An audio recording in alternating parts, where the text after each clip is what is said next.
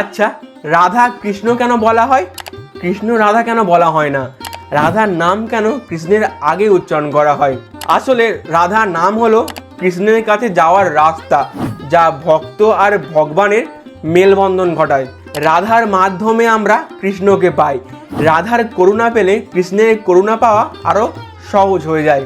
শ্রীমতী রাধারানী হচ্ছেন শক্তি, আর শ্রীকৃষ্ণ হচ্ছেন সর্বশক্তিমান। তাদের দুজনের মধ্যে কোনো ভেদাভেদ নেই। তাদের দুটো শরীর হলেও তাদের আত্মা এক, আর রাধারানী হচ্ছেন কৃষ্ণের আত্মা।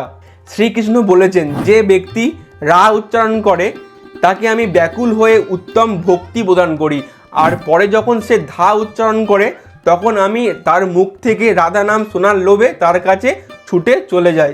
যদি কোনো ব্যক্তি ষোড়শ উপাচার সহ রোজ আমার পূজা করে, তাতে আমি যতটা না সন্তুষ্ট হই তার চেয়ে বেশি সন্তুষ্ট হই রাধা নাম শুনলে।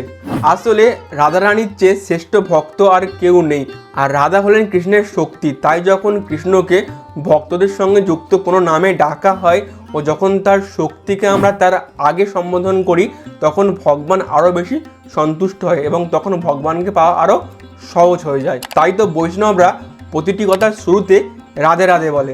রাধারানীর কৃপাতেই কৃষ্ণের চরণ পাওয়া যায় সহজে। তাই 100 বার কৃষ্ণের নাম করুন, কিন্তু একবার হলেও রাধার নাম করুন। আর আমার সঙ্গে বলে উঠুন, রাধে রাধে।